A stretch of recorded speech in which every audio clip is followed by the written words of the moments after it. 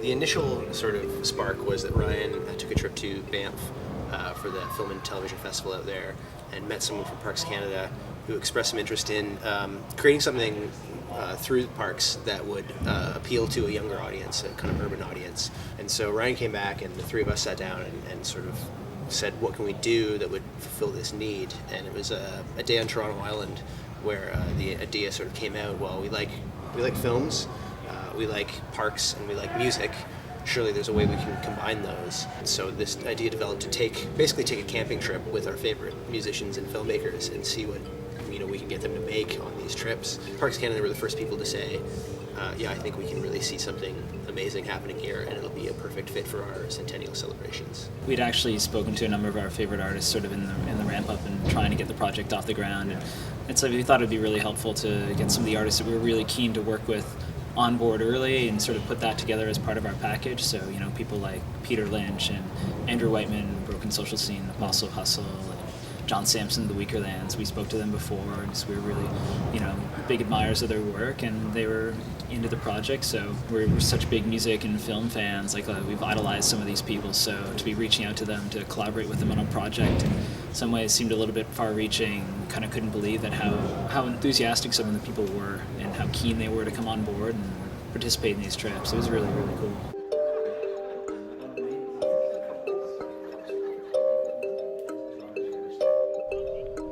Once we would freely wander the wild, find our own food, or we die. Why don't there was certain organizing principles I was working from, the Rockies and where the plains meet, that image that you sort of where it opens up. The relationship with the Blackfoot and the buffalo was significant because it actually changed the actual landscape. Those were some things that I brought to the park with me. And then there's what the park brings back to you, which is nature in its full glory, including 3 days of rain and those kind of things that start to help define the project for you.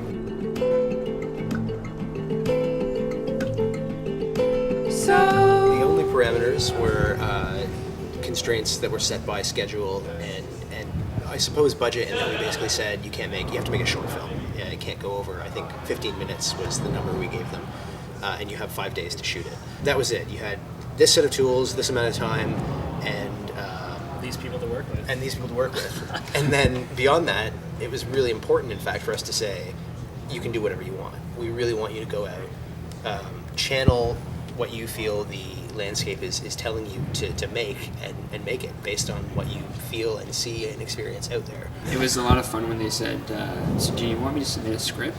And we said no, what for? And they kind of acted surprised, but Parks Canada just trusted us implicitly to do that curation process. So the fact that we didn't have to impose any of those thoughts onto the filmmakers was the real bonus, I think, that enabled the project to be so pure in its kind of response to the landscape.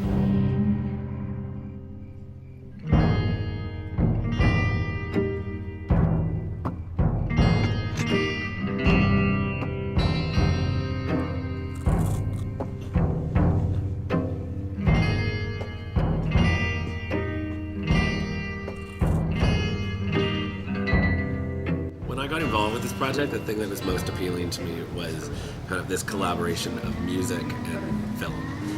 And I knew I wanted to, be informed not just by the natural landscape, but also by the music. And I wanted the images that we were shooting to inform the music. I got there, I met these musicians. They were so eager to collaborate and so amazingly talented. I had come with a kind of sense of tone that I wanted to work with, which was quite dark and moody and eerie and dreamy, and over the first day kind of a structure kind of appeared, a musical structure that I required to kind of build this story structure. So after day one, it just became very organic of them watching the images we had shot the day before and kind of letting that inform the music, and their music of course informed me always. It was the biggest inspiration of all.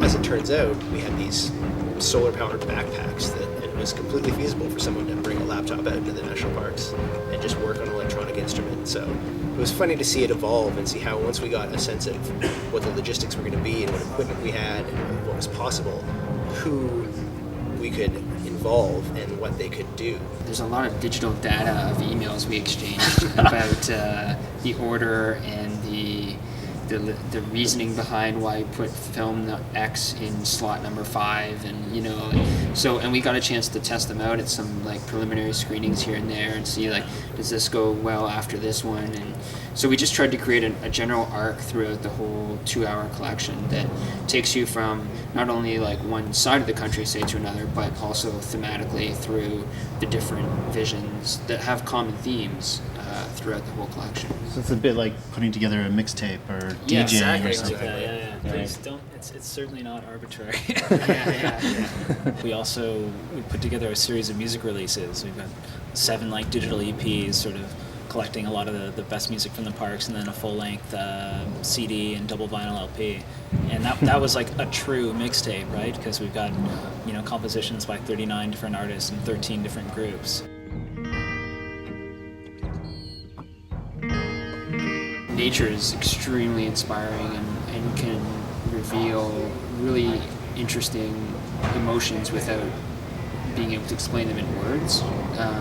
The way that the musicians immediately responded to what they were seeing and the adventure they were on was really incredible in terms of just translating it into their guitar or their whatever instrument they were playing. And I think for the filmmakers too, it's really an eye-opening experience of seeing what you can do with nature to make a narrative, or not even a narrative, but like an emotional experience. It was really exciting from our point of view to see that it worked. Like, we had faith in nature, and the fact that it, gave back that way was really, really great. Mystic morning, give me light. My time is ending.